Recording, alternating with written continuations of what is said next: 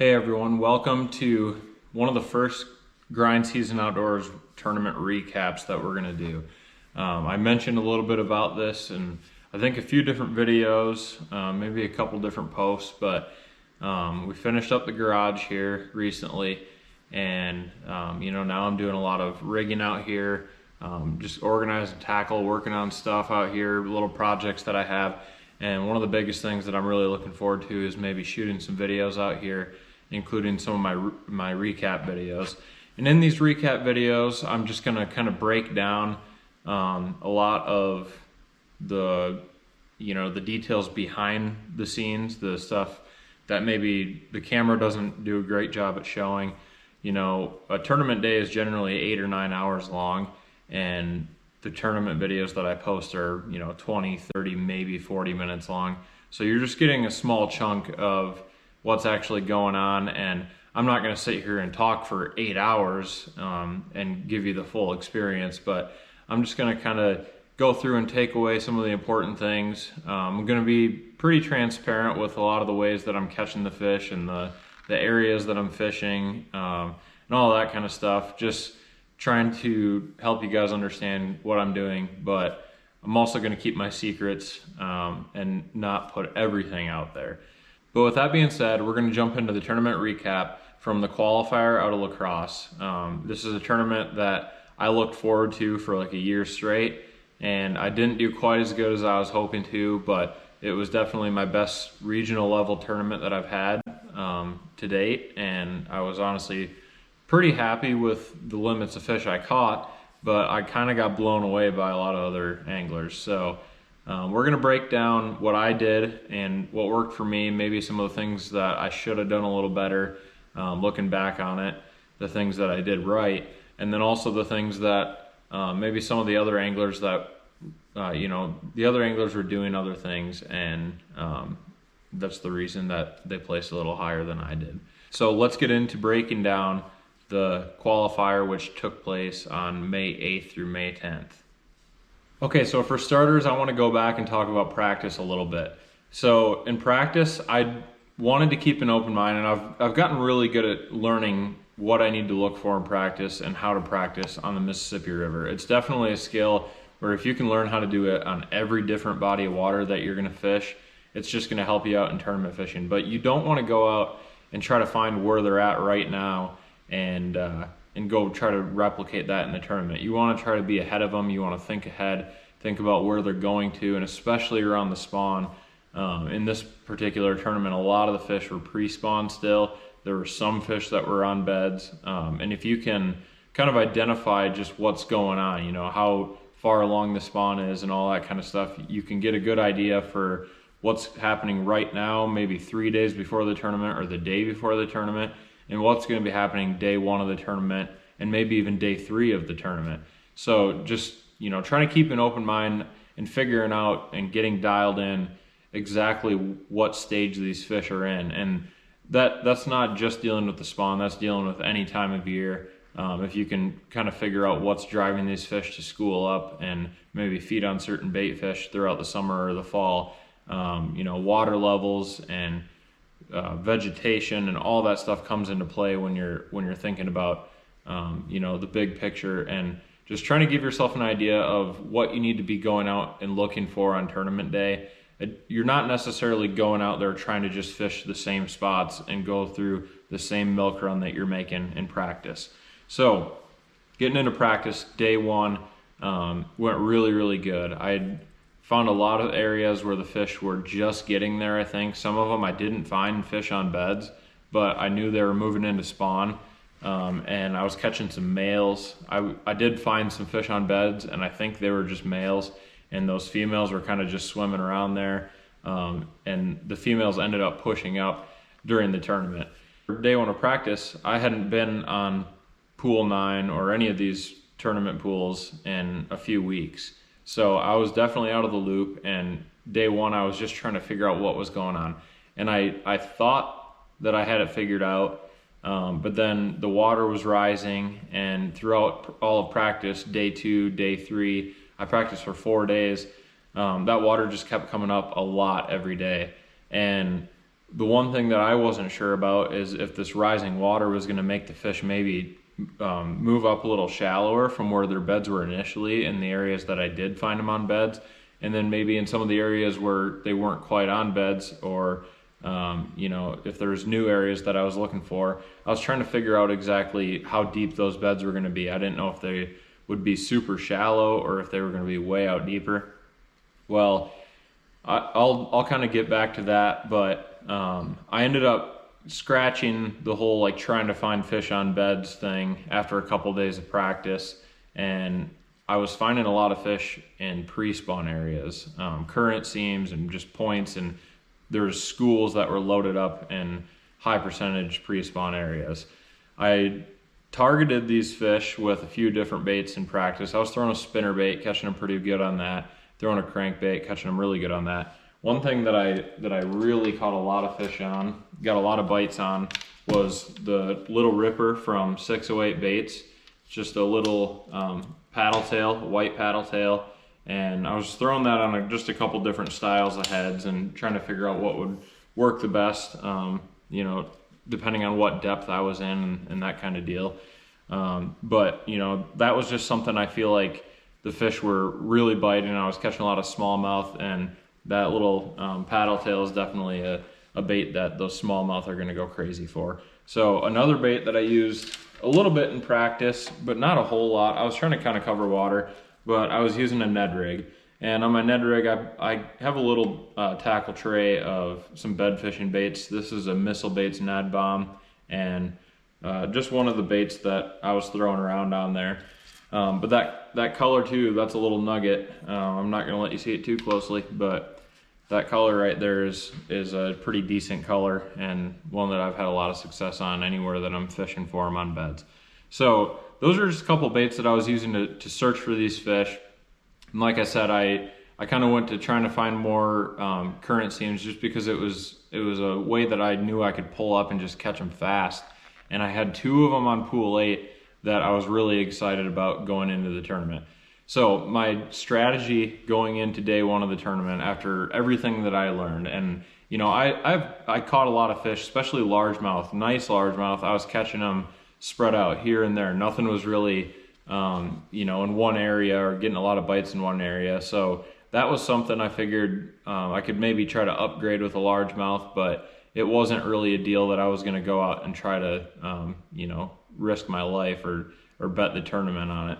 So I ended up going into day 1 of the tournament planning on staying in pool 8 if I could, and I had my 2 spots that I wanted to start, 2 good sized schools of smallmouth.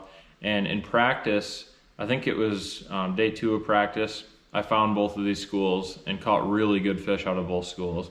Well then, the last day of practice, we got until noon to fish, and I went out and just checked the schools and got a couple bites. I think I'd set the hook like once or twice on both schools and caught really good ones again. So my game plan was to start there. If I could catch a good enough bag that I didn't feel like I had to lock down, then I was going to stay on pool 8 and just try to upgrade on some of those largemouth spots that I'd found. Well, day 1 of the tournament rolls around. I made it to the first spot, and I quickly got a limit. I got a limit off the first spot, and I think one of those fish was a pretty decent smallmouth. Not a big one, but it was bigger than the rest of them for sure.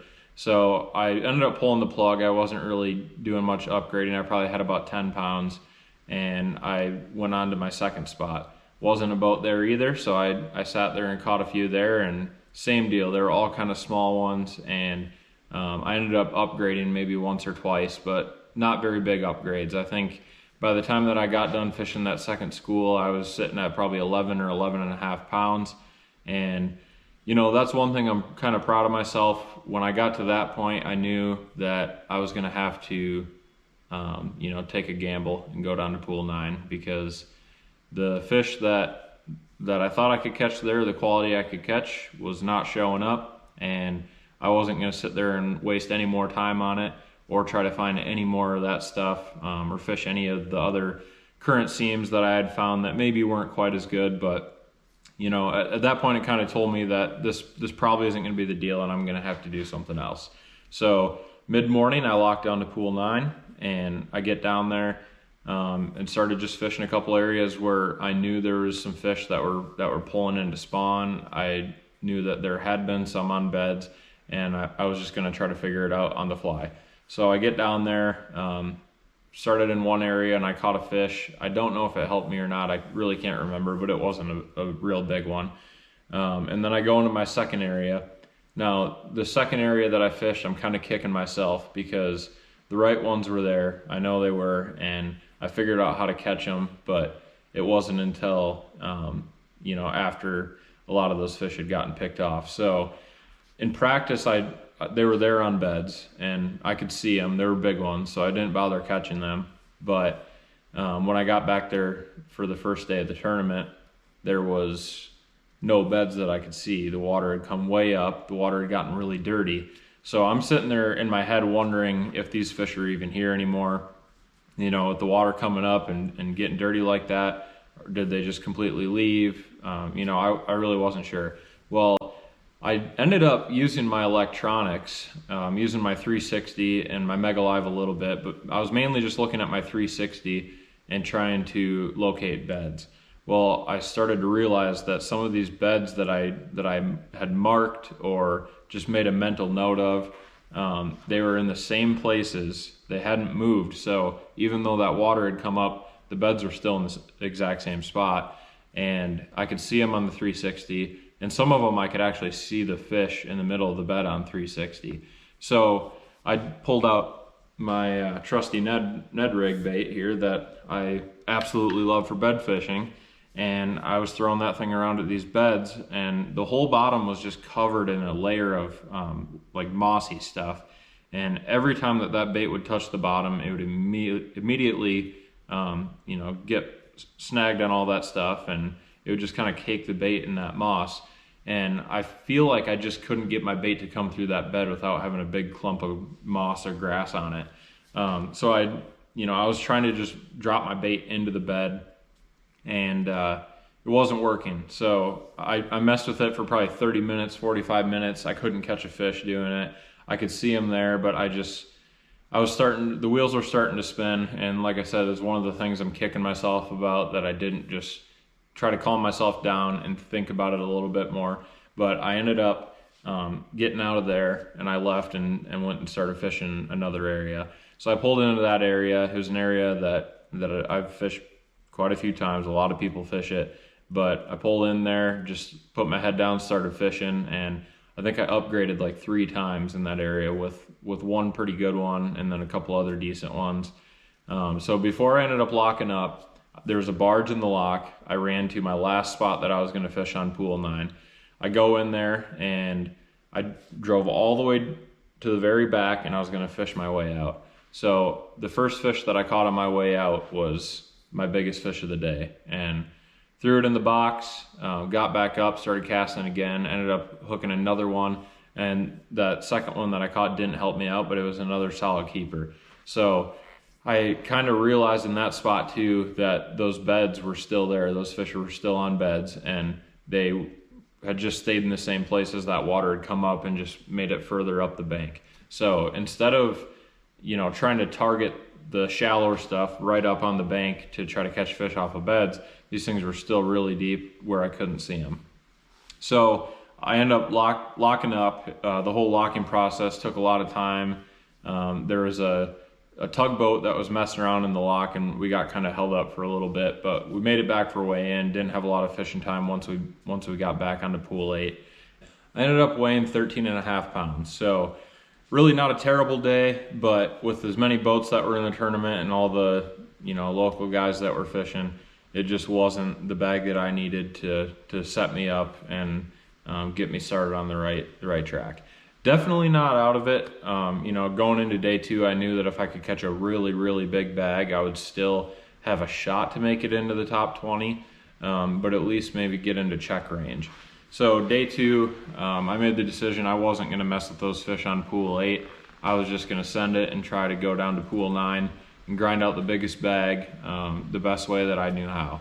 So right off the bat, we went down to the bottom end of pool 9, and I started just chucking around this Ned rig around all the high percentage areas that, you know, I hadn't even fished that area in a few days, and when I did fish it, I was catching them on pre-spawn type areas, but the water had come up and a lot of other good stuff was in the water now, and I knew that those fish had probably been progressing and moving into some of that stuff.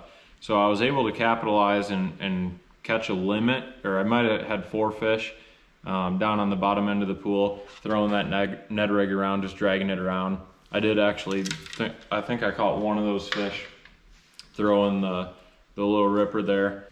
But yeah, these 2 baits, the Ned rig and the little ripper, were the 2 baits that I really used the most. There's one other bait that I will talk about a little bit, but I ended up, you know, getting off to a decent start. I caught one really nice largemouth that was in the bag, and I ended up moving up, going into the area that I talked about going to on day 1, where I kind of dropped the ball. And I kind of thought about that overnight and thought about different ways that I could try to get those fish that were on the beds that I could see. Well, unfortunately, I think after I left that spot on day 1, a few more of them got picked off the beds, and they were the right ones. So those guys ended up going back there, and they were there when I got there, day 2 of the tournament. And I kind of just fished my way around them and tried to give everyone the space that they needed, and you know, tried not to be a major pain. I knew some of those guys were in contention too, so I wasn't really trying to get in their way. I was just trying to do what I could to also try to catch fish that would help me. But 2 things that I did that really helped me throughout the rest of the day trying to fish for some of these fish on beds was I learned how to use my 360 and my Mega Live together. And I'm not gonna tell you exactly what I did, because it's a huge nugget and it will give away way too much. But I'll just tell you right now that I utilized my 360 and my Mega Live, and I figured out how to, you know, scope them, as a lot of guys would say, off of the beds, and just basically be more accurate. I still had to know where these fish were. I had to know how to catch them, but I was just able to make casts and keep that bait where the fish were without actually sight fishing them.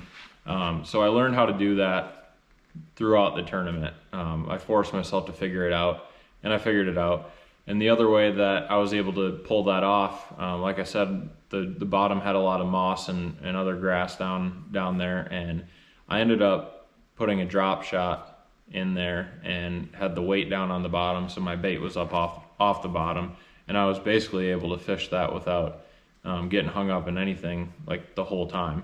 So that's kind of what I ended up doing in a few different areas, and I ended up catching a couple nice fish that I weighed in doing that on day 2.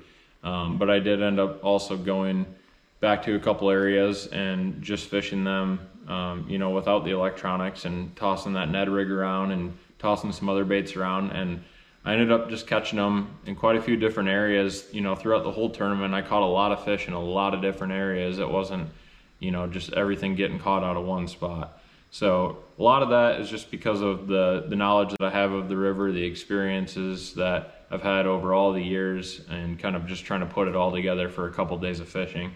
So, you know, just a couple takeaways from day 2 is I feel like I was able to adjust after day 1, and I ended up actually catching a few nicer fish and get back to the weigh-in and weighed in over 14 pounds. So I had a better day on day 2, and I made myself learn some stuff, and I was pretty glad to do that. But I guess I wouldn't really say day 2 in particular, but both days of the tournament, one thing that I really wish I would have done is, you know, maybe not fought myself. I wanted to go down to pool 9 to start day 1, and I kind of just told myself that I was going to try to stay on pool 8 and play it safe.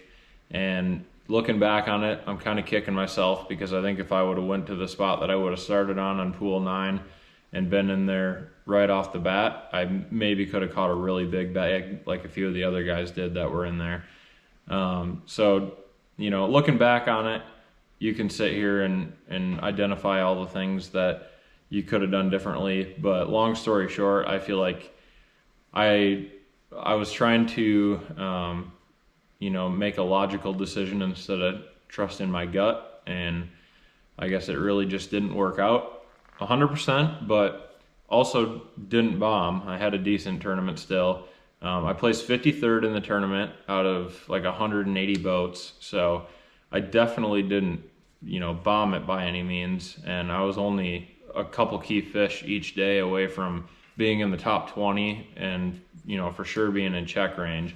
Both days I weighed in 2 smallmouth that were way bigger than all the rest of them. Like I think the one on day 2 was over 4 pounds, and if I could have just had a limit of those, or a couple more of those, even one more of those on each day, that would have made a huge difference, and it could have really bumped me up that leaderboard. So I was close, but I just wasn't able to pull it off. So like I told you guys, I'm going to tell you a little bit about what I know and feel like these guys that did very well in the tournament were doing, and I'm also not going to give everything away, but one thing that I really think a lot of other people did very well that I did not was identifying exactly what was going on with these fish as far as what stage of the spawn they were in. I know a couple of those guys have a lot more experience than I do and a lot more years of seeing everything happen. So it's understandable that they would be a little bit more in tune with it, but I think with some of them just knowing exactly what they were doing and having the confidence that that bed fishing deal was going to be the deal during the tournament, I think that really helped them, because they were able to go around and just mark as many fish and find as many spawning areas as they could, maybe trying to find sneaky ones. Whereas for me, I think I spent almost my whole practice just trying to figure out exactly what was going on, and if they were just finishing up or if they were just getting done. And I told myself a lot of times that I think they're just getting started, but with the rising water and not being able to see the beds anymore, I just really couldn't get that much confidence, and I couldn't tell myself that I was right, even though I kind of ended up being right. So like I said, the guys that did very well in this tournament, I think they just did a really good job at figuring out exactly what was going on. They went around and just marked a bunch of beds. I know I heard from one angler, he would basically go until he would get a bite, and he would pay attention to where he got that bite, and he would shake the fish off and put a waypoint there or make a mental note of it, kind of like I had done a little bit. But just throughout the course of 4 days of practice, doing that the whole time, these guys had so many fish, and I think utilizing their electronics a little bit like I did as well, they were able to identify the right fish and not waste times with the ones that they weren't trying to catch. So just going out and finding more fish, finding as many as possible to go and pluck off during the tournament, and then really being dialed in with those electronics. It really played, trying to fish for those fish on beds with the water coming up, the water getting dirty.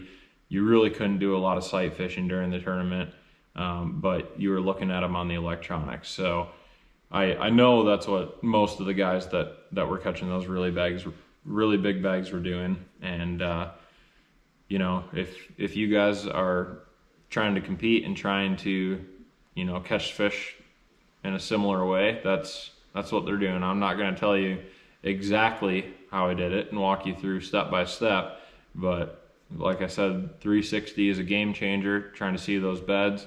And my Mega Live or Live Scope, whatever forward facing sonar, if you can figure out how to use it and get dialed in with it, it's definitely a game changer. And like it or not, I think for right now it's getting utilized by a lot of guys, and you either got to learn how to use it or you're gonna fall behind. So speaking of that, the last thing that kind of hurt me in the tournament was my battery situation is not awesome. I don't run lithium batteries yet. I've been investing in other things that I kind of feel like I need more than lithium batteries, but after that tournament, I quickly realized that if I'm going to be out there running my 360, running my Mega Live, my aerator, putting my Raptors up and down, it's gonna suck a lot of juice, and I'm probably gonna need to get a better battery situation figured out. I ended up killing my battery both days of the tournament and was unable to utilize my fish finders for the whole day. So that also hurt me a little bit, and definitely not the reason that I didn't win, but it might have costed me a couple good fish throughout, the second half of the day. So that's kind of my thoughts, the good, bad, and ugly about how the qualifier went in lacrosse. But like I said, guys, I'm really not too bummed out about it. It was a fun tournament, and I think I did all right. I got to hold a couple fish up both days 1 and 2, and that was kind of my main goal going into it. I've bombed some of the tournaments, the regional tournaments that I've been in, and I did not want to do that again on the Mississippi. So I saved myself from bombing it, and I think having just a couple of these under my belt now and then finally having a decent finish, it's just going to give me some confidence rolling into all the rest of them from here on out. We're just going to keep building off of everything. And obviously I sit here and talk for 20 minutes about all the things that I'm taking away from the tournament, but believe me, there is a lot more than the 20 minutes worth of stuff I'm talking about that's going through my head throughout these tournaments and afterwards when I'm reflecting on it. So doing all that kind of stuff and just spending quality time on the water and being hyper focused when you're out there, and then reflecting and thinking about how you're going to get better after you get done with those days. That's what really makes you a better angler in the long run. So that's what I'm working on, and I'm gonna see, I'm basically just gonna try to be better than I was last year and yesterday, and keep getting better every day from here on out and performing at the highest level that I can in fishing. So hopefully I could kind of pass on some of my knowledge, and this little talk was enjoyable for all of you guys. And yeah, it was a really eye-opening tournament for me, and I learned a ton. Taught myself some very valuable skills throughout the tournament, and I'm just going to keep that with me and keep moving on. So, we got plenty of fishing content on the channel from this year now, and we're just going to have more from here on out. So, thanks for watching, guys, and stay tuned for the next one.